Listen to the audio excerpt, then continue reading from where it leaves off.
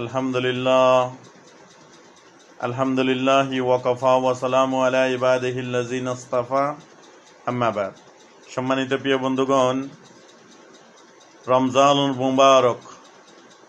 রমজানুল মুবারক। সবাইকে রমজানের শুভেচ্ছা জানাই।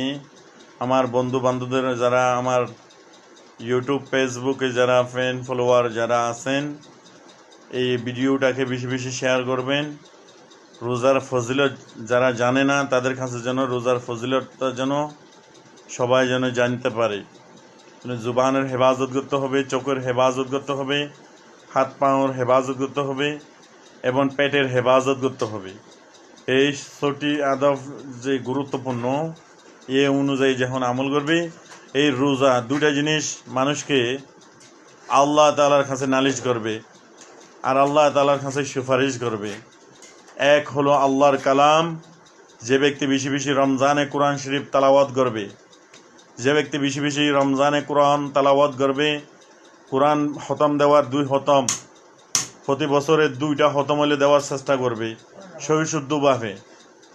সহিশুদ্ধভাবে।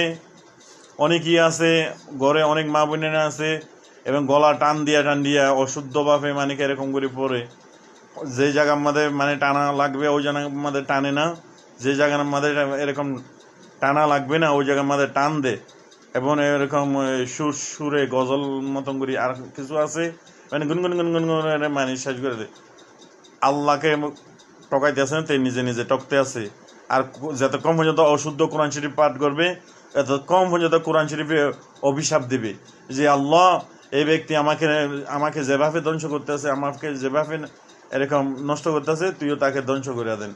এই জন্য কোরআন মানুষকে সুপারিশ করবে। কাল কিয়ামতের মাঠে কোরআন মানুষকে সুপারিশ করবে, এই আল্লাহ, এই ব্যক্তি সারা রাত না ঘুমাই আমাকে তালাওয়াত করছিল, ওই ব্যক্তিকে আল্লাহ আপনি মাফ করে দেন, ওই ব্যক্তিকে জান্নাত দিয়ে দেন, নাইলে আমাকে কোরআন শরীফের লিস্টের থেকে নাম কাটিয়ে দেন।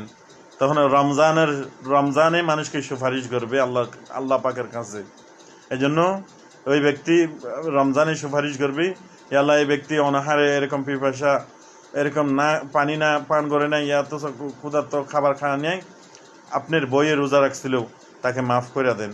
এই জন্য আমরা বেশি বেশি এরকম রমজানে ভাইয়া বেশি খুশি থাকবো, সন্তুষ্টি থাকবো, আর বেশি বেশি আল্লাহ জিকির করবে, আর বেশি বেশি এরকম নামাজ আদায় করবে, আর কোরআন তালাওয়াত বেশি থেকে বেশি কোরআন তালাওয়াত আদায় করবে। আল্লাহ তাআলা এই অনুযায়ী আমল করার তৌফিক দান করে, আমিন।